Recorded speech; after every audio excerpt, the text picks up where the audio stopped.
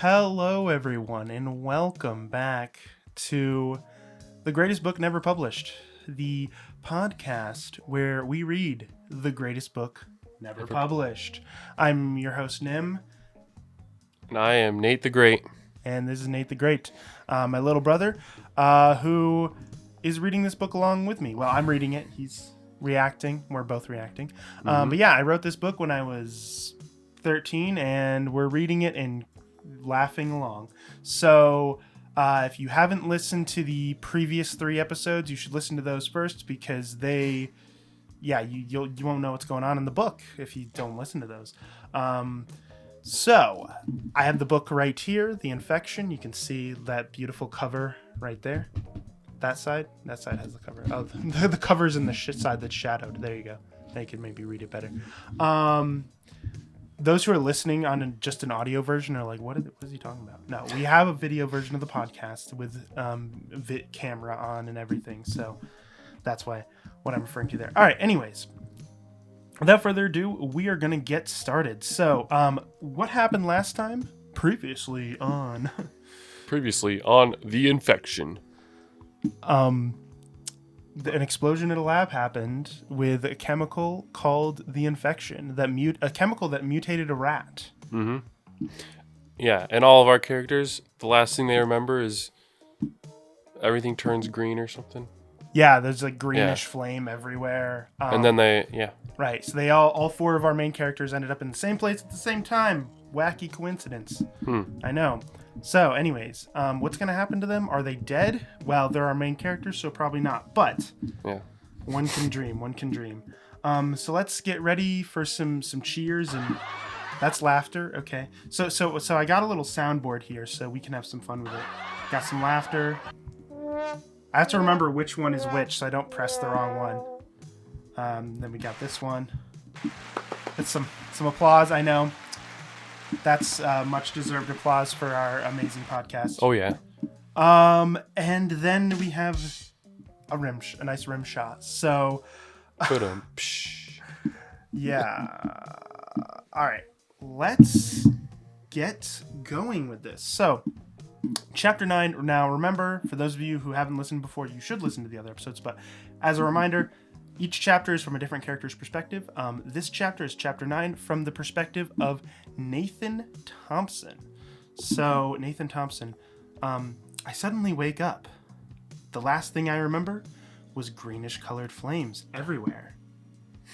I look around and realize that I'm lying in a hospital bed.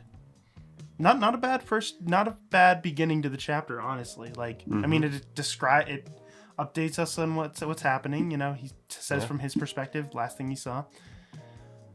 How the heck did I survive that explosion?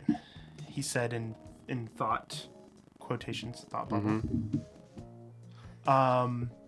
So I then hear a voice say, "He's finally awake."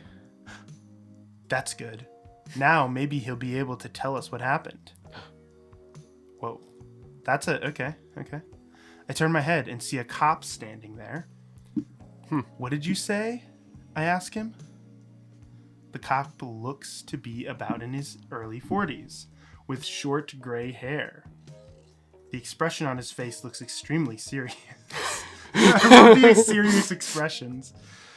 We're bringing the serious expressions back from the prologue.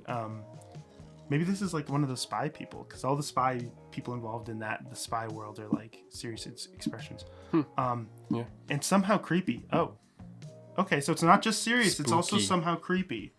So maybe because he's standing over a hospital bed looking at a 13-year-old. Maybe that's the creepy thing about it. I don't know. Yeah, that would maybe be that's what makes that would creep. That would creepy. creep me out as a 13-year-old. You know. Yeah. The scar running down the side of his face doesn't help much.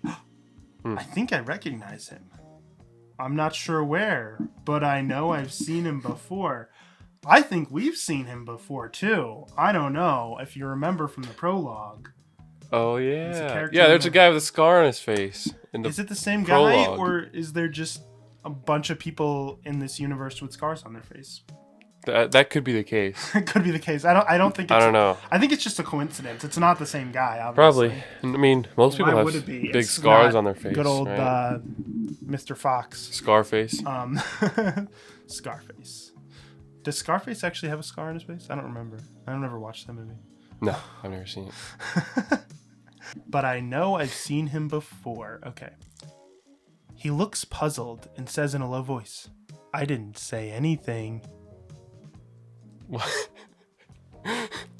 So you just heard What? him say something? Okay, interesting. Great. Now I'm having hallucinations. Then who did? I say, confused. I know someone said something. Are you okay? Yeah, I'm fine. But I know that I heard someone say something. Something about me telling them what happened. Then I hear the cops say, "Great. Now we have a kid who's having hallucinations." No, I'm not having hallucinations. I heard someone say something. I didn't say anything about you having hallucinations. Are you sure that you're okay? This is some confusing stuff here. What? I'm really confused. I don't know. Do you not remember what's going on here? No. You don't remember. It was a long time See, ago. I know what's going on. I know what's happening here. Yes, I'm perfectly fine, and I'm not having hallucinations. I am Officer Adam Fox. Okay, well that answers our question. Unless he happens to have a scar and happens to have the same name. Maybe. That's possible. I mean, there's probably a lot of Adam Foxes in the world, you know. And I mean, probably a lot of them who have scars on their faces. So, Yeah. I mean, see that it can't be him because this guy is a cop, right? This guy is a New York. The guy was a secret agent or whatever. New York City cop. So. That guy's like a secret agent guy who's talking to the Shadow Man or something. Yeah, it's a different guy. Yeah, obviously. I am Officer Adam Fox, and I would like to ask you some questions. How did you survive that explosion? You think he knows? He just woke up in a hospital bed after being exploded. Do you think he knows how he survived? He's just like, okay. I have no idea how I survived the explosion. There's something I realized about this. Like, the dialogue is so just basic. It's so basic. It's like, I have no idea how I survived that explosion. How did you survive that explosion? Like, it could be more interesting. I don't know. Do you know the other 4 people who were found in the explosion? You mean the other 3? Wait. Yeah, that's true. It should say other 3. I think he meant, do you know any of the other... It should say other 3, because there's 4, but he's one of them. Yeah, okay. Again, this is a rough draft. I did not... Well, this was proofread at one point. Was it? Yeah, I just didn't, make much, change... just for, spelling errors and, grammatical errors. So, somehow I missed that. It's like I was 14 years old or something. I don't know. Do you know the other 4 people who were found in the explosion? 4? I say, very puzzled.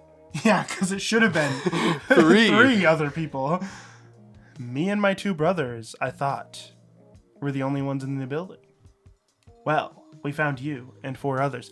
Again, this conversation is kind of pointless right now. Like the whole thing earlier where he was supposedly hallucinating things or hearing things. That's actually important for the story. But at this point, you might as well just move on to the next part of the story because we're not learning any new information. We already knew. We already know that there was 4 people in the explosion. 4 other people apparently. Oh no, there was. Wait, no, I'm wrong because there was the guy with the cyanide pill. Yeah. Yeah, so there's one of them died. One of the guys died. That's right. 4 of the people in the explosion survived.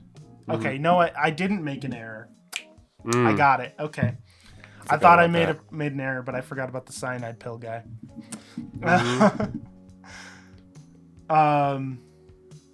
Me and my 2 brothers I thought were the only ones in the building. Well, we found you and 4 others. One of them was dead. See, there you go. See, okay, you know what? I thought I messed up. I messed up. Did you know any reason someone else would have been in there? I don't know. Let's see. It would have been in there. Wait, where, I just keep looking away and losing my spot. Not unless my father was still there. But he had already left. I saw him leave, so it couldn't have been him. Is there anything else you know? Do you know how the explosion could have happened? Well, the building was a science lab. There could have been some kind of chemical accident or something. Yeah. I mean, it's like it's saying that as if Fox... Didn't his dad show him how the infection works? Didn't they say something about... Did he It explain how it caused an explosion? It explodes if it mixes with oxygen or something. Yeah. Didn't it explain that? It did. That's how they created the rat. Yeah. The mutated rat. There was a little controlled explosion. Thank you for that information, Fox says as he walks out of the room. Oh, that's the end of the chapter. Bum, bum, bum. Wow. So much interesting, useful information discovered in that chapter. Definitely not a waste of our time. No. Chapter 10. Jameson Thompson. So for those of you who don't remember, Jameson is the middle child. The middle nerdy child of the three Thompson boys. I wake up and find myself lying in a hospital bed, not knowing how I survived the explosion. That's probably the exact same sentence I started the last chapter with. Wait. I suddenly wake up. Oh, no. Okay, it's not exactly the same. The last thing I remember was greenish colored flames everywhere. I look around, blah, blah. Okay, yeah. I feel like that's ground I already covered. I feel like you can skip ahead a little bit. But not knowing how I survived the explosion. I look around, seeing no one in the room but myself. I slowly and carefully stand up, surprisingly able to walk. I look over and notice a mirror.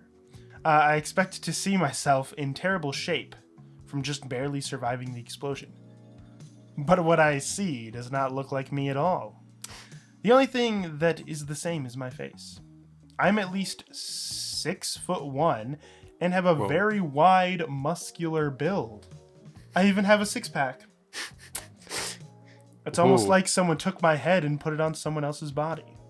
So you know what I picture when I see this? Like, I'm thinking it reminded me of, I don't know if I was thinking this at the time when I wrote it. Like, I was thinking of, like, Captain America. Yeah. Like, if they made a movie of this, it would be the same effect where they take, like, the actor is actually muscular. They take his head and superimpose it on, like, a skinny guy's body. So whenever you see him before like in Captain America, whenever you see him before the serum, it's like, just looks unnatural. Looks like that head is not supposed to go on that body. But anyways, I have no idea what happened to me. It makes no sense. What could have mutated my body? Oh, wait a minute. That's it. Mutated. It was the infection. That took. He has some really extreme deducting skills. He's like, okay, Sherlock. That's what caused the explosion. It did to me the same thing it did to Shredder, who's the rat, the mutated rat, for those of you who don't remember. My thoughts are interrupted when I hear the door open behind me. I turn around to see the same man that was at the front desk of the gift shop. Oh, the one that had the secret lab behind it? Oh. But this time, he is... I wrote time twice.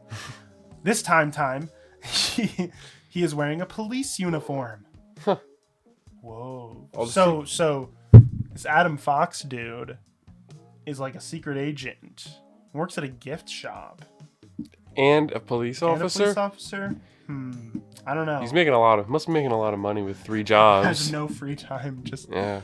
You know what's funny though is like this character is actually supposed to be like head of this secret agency or whatever, like, or like a high up position at least, if not the top, but like basically the top or almost the top. Yet he's the one doing all this dirty work, like dressing as a police officer to interrogate people, working a counter at their fake gift shop entrance, like, like, and I like it's just it's weird how that doesn't even really make that much sense. You think they'd have like some low level agent doing that, working on that stuff. Like he's got more important things to do than run a gift shop. Like, maybe that's his true passion. Running a gift shop. That's what he actually enjoys doing.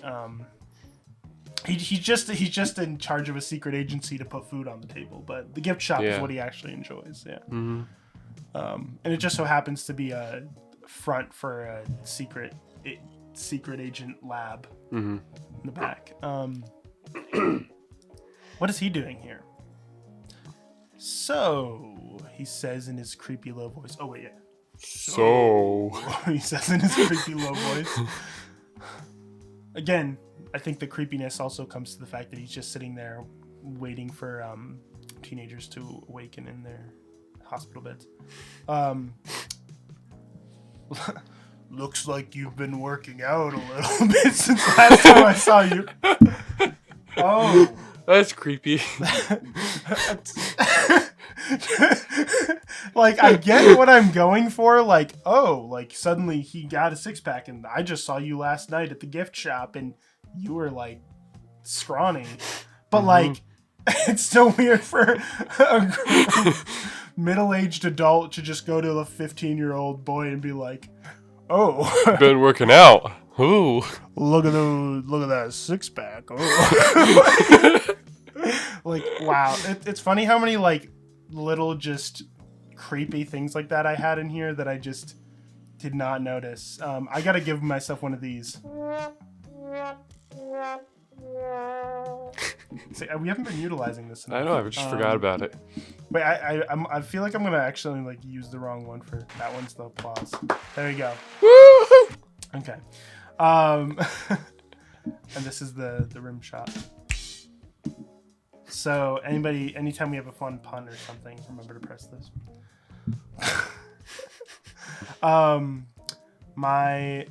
So he says in his creepy low voice, "Looks like you've been working out a little bit since last time I saw you. My name," wait, I'm gonna do this. Got a low voice, say like, "My name is Adam Fox." So it is. I guess it is all the same Adam Fox. You know, I think we've ruled out the idea of it being like a coincidence. And, you know, somebody that named Adam Fox with a scar. I'm guessing it's supposed to be the same one. We could be wrong, but. So you work for the CIA and the NYPD? I say. This is just a cover job. Cover for what? Would you like to know, Jameson? Jeez, he's a secret agent. What? He can't just tell you all this stuff. That's top secret. Now, I would like to know a few things. How did the explosion happen? I don't know. I lie. Oh. Okay, see, last time Smart. he just didn't tell him the obvious, and it didn't explain it. But here we know he's lying because he doesn't trust him. Yeah. See, this is how you add some drama into the story, some interesting intrigue to the dialogue. Something that I was definitely really trying to do, really knew how to do. I think it has something to do with why you just suddenly got so muscular, and why your younger brother can read my mind. Am I right? See, that was him reading his mind. It was mind reading. That's his superpower. One of his no, his only superpower. So yeah, Nate in the last chapter can read minds. So you can read minds because that's you, Nate. That's his character. That's me. Reading minds. So am I right?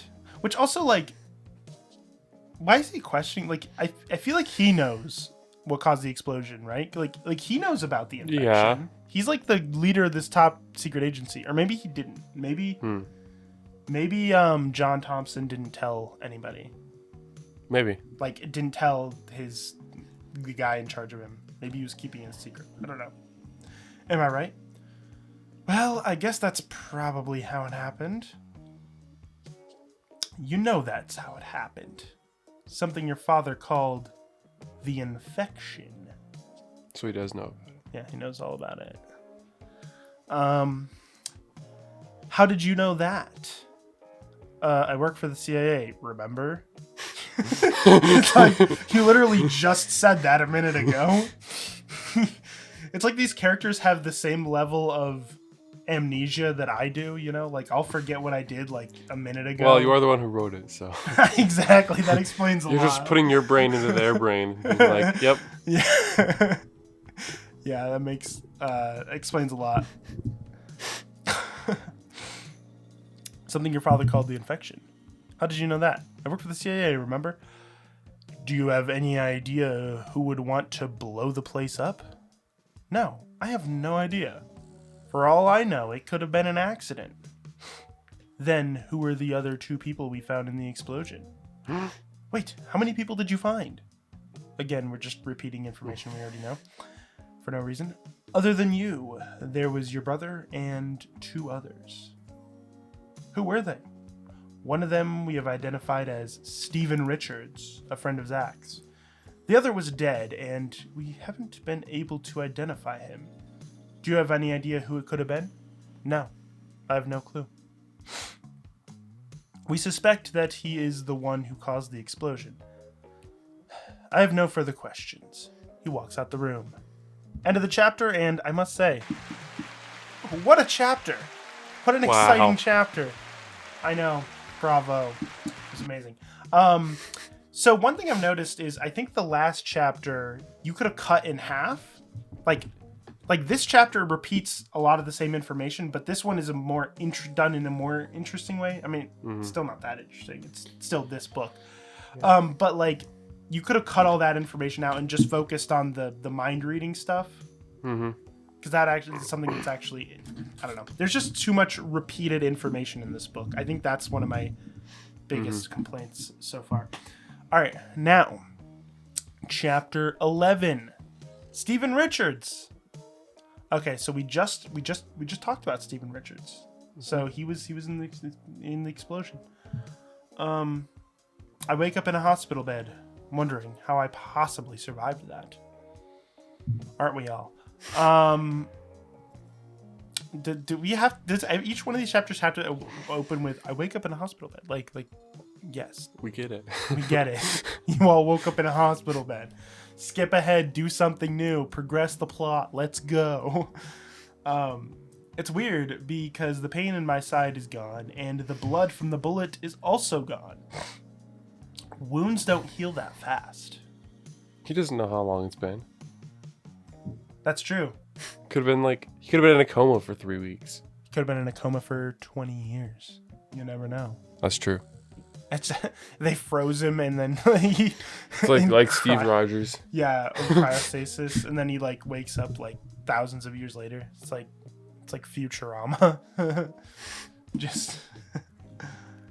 Alright. Where am I?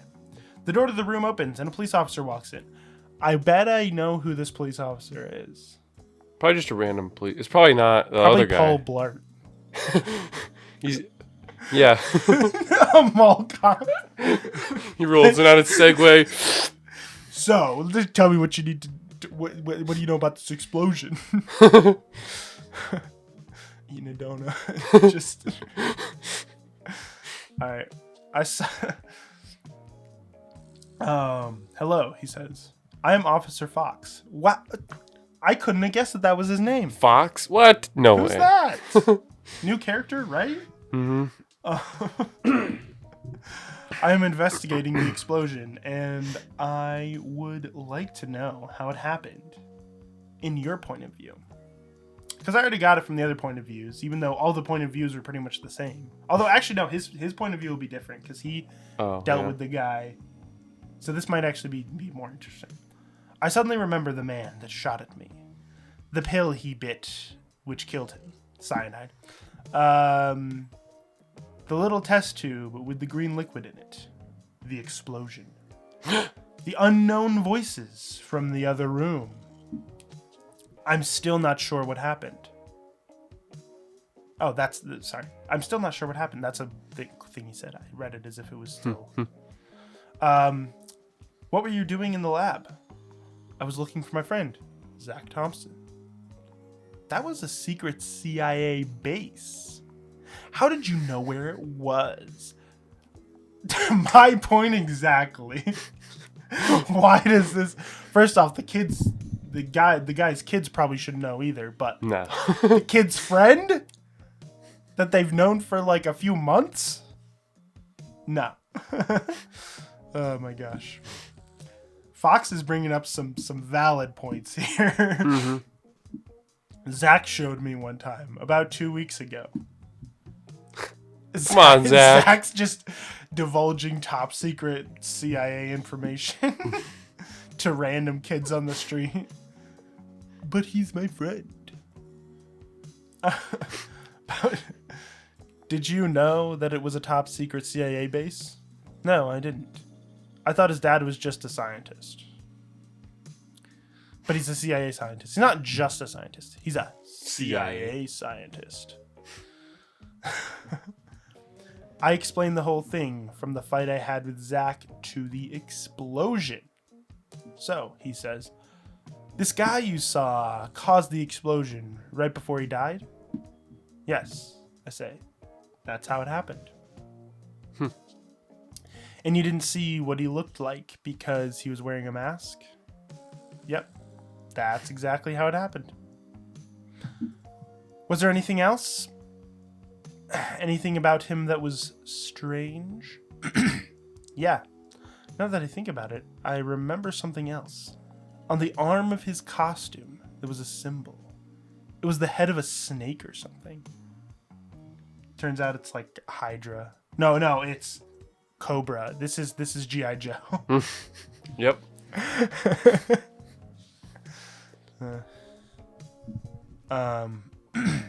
That's like the most generic like evil villain like symbol for like an evil villain organization. The head of a snake. But it's the best I could come up with. So yeah, it looked wait, like this? He says as he shows me a picture of the head of a snake. Yeah, it looked exactly like that. Yes, Fox says as he steps out the door. That is all the information we needed. Why did he say the word yes? That seems like you just said yes. Yes. Yeah, it looked exactly like that. Yes. Yes. Yes, no. what? Yes. You gotta do his deep voice. Oh, yeah. Yes. Yes. All right. That's not what I meant to say. Beautiful chapter. That was the end of the chapter. Beautiful chapter. Mm-hmm. I know. Praise young man for being such an amazing author. Yeah. J.K. Rowling who? Stephen King who? Who's J.R.R. Tolkien? Tolkien who?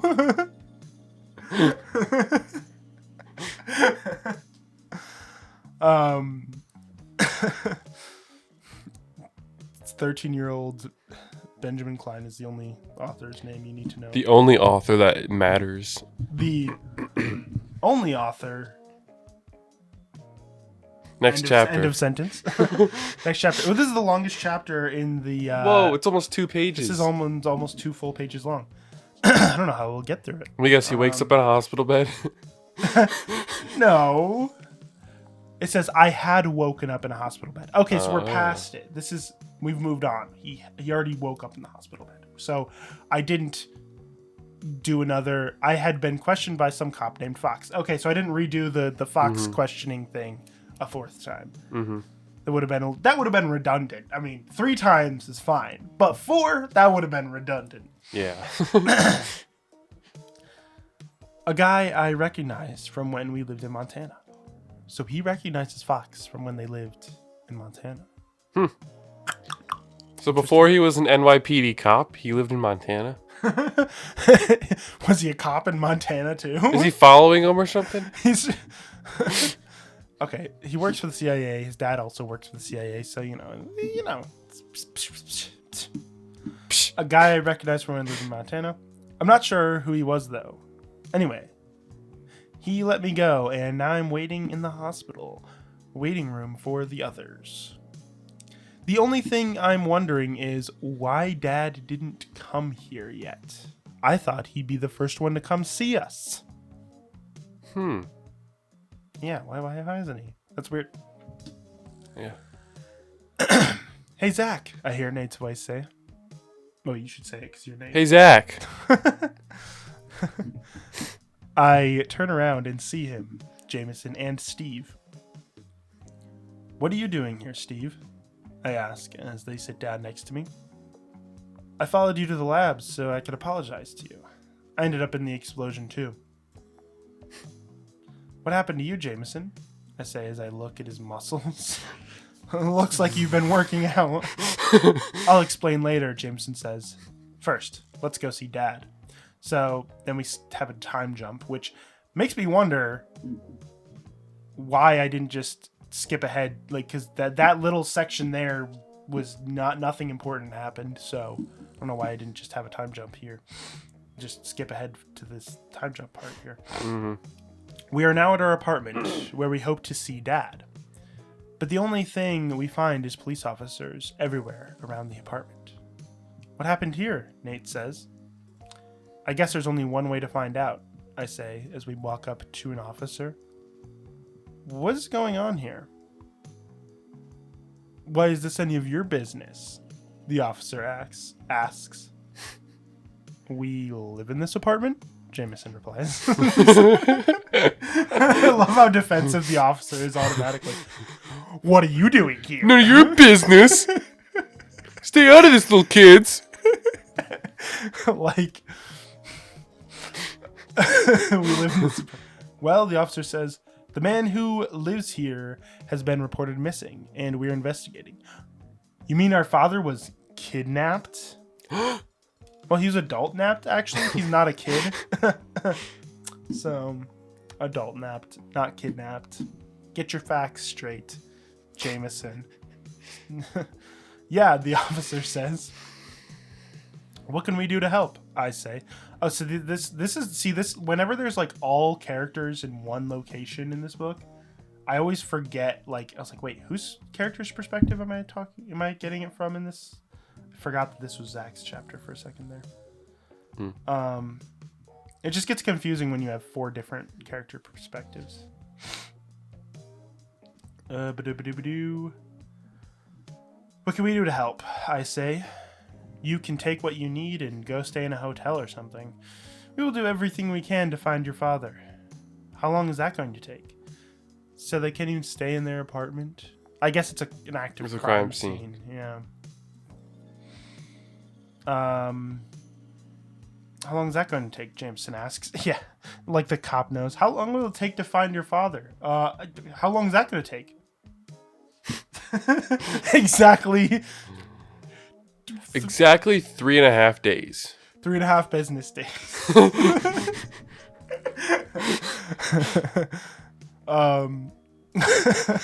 How long will that take? Jameson asks. We have no idea, the officer says. Which, yeah, it's a missing person. It could take a while. We don't have much evidence to go on. Whoever did it is really good at hiding evidence.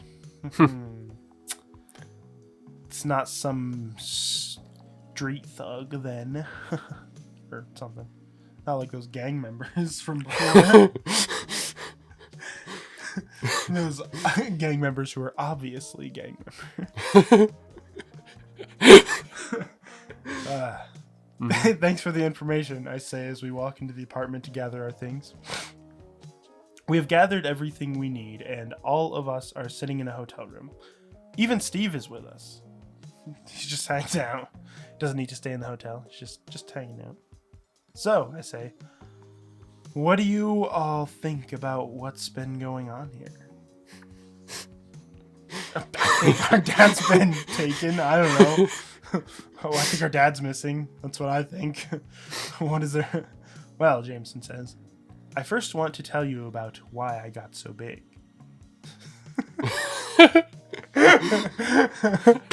All right, get your mind out of the gutter. Steroids. He's just got roided up. First, I want to tell you about why I got so big. Remember that mutant rat? It's Shredder, Nate says. Oh my gosh. Yeah, well, the stuff that mutated that rat also mutated me, Jameson said. That's also what caused the explosion. If that's true, then how come we're not mutated? I ask. You are, Jameson says, but in a different way. Nate has the ability to read minds. Way to out him like that. Maybe he didn't want to tell everybody. Jeez.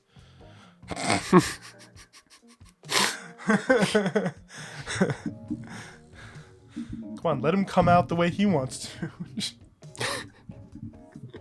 Oh my gosh. So that's why I kept hearing voices, Nate says. I was reading Fox's mind. How are Steve and I mutated, I ask. We don't know yet, Jameson says. Eventually you will probably find out. Wait, Steve says. I think I know what it was that caused the explosion. It was some sort of test tube with green liquid in it that broke open. The man that shot me knocked it over. That was the other man they found in the explosion, Jameson says. Fox said he was dead. Did you find anything out about him that might help us? I ask Steve. On his uniform, there was this weird symbol, Steve says. It was the head of a snake. I told that to Fox. Why? Jameson says. I don't trust him. Why? Why don't you trust him, Jameson? Huh? You got trust issues? Where are these deep-seated trust issues you have? What is it? You don't trust men with scars on their faces? That's just not, no. Racist. Yeah, because that's right. I mean, scarist. I don't know. Well, Steve replies, I thought that it was the right thing to do since he is a cop. A cop is just his cover, Jameson says. He really works for the CIA. So why don't you trust him? Nate asks. I don't know, Jameson says. There's just something wrong with him. Like a scar on his face or something? I don't know what it is. Maybe he's a creep who was just waiting for us to wake up. Maybe he asked me about. Oh, you must have worked out. Looks like you've been working out.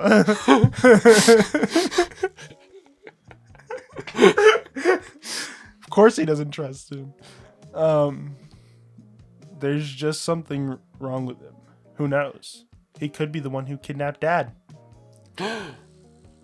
Why would someone want to kidnap Dad anyway? I say. Well, Nate says. He's probably got some information they need. That's another important question, I say. Who's they? Probably some sort of terrorist group who wants some type of launch codes or something, Nate says, probably thinking of different spy movies he's seen. Nerd. Mega giga nerd over here. Psh, I'm totally not a nerd. Sure.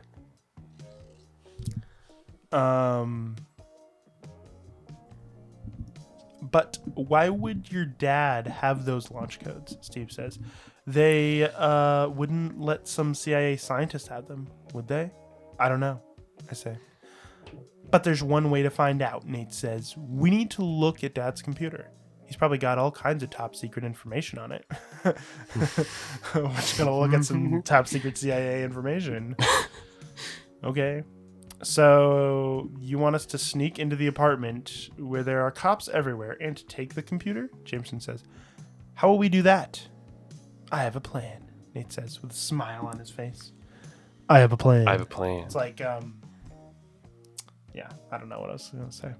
Anyways, that is the end of that chapter and the last chapter we're reading today in this episode of the podcast, sadly. I know it's sad to see that the podcast is ending for today. Mm-hmm. But we'll have plenty more laughs next week. Mm-hmm. But anyways, I think we should congratulate the absolute genius of these chapters. These were some beautiful chapters. You know, no redundancies, just amazingly, very clearly, very concisely written chapters. Just beautiful, I don't know, writing. Yeah. They weren't repetitive at all.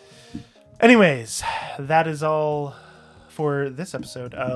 So yeah, we should have our podcast should sound better because we got new mics. So yeah. So hopefully, and we got this little sound. Hello. That's that. Okay.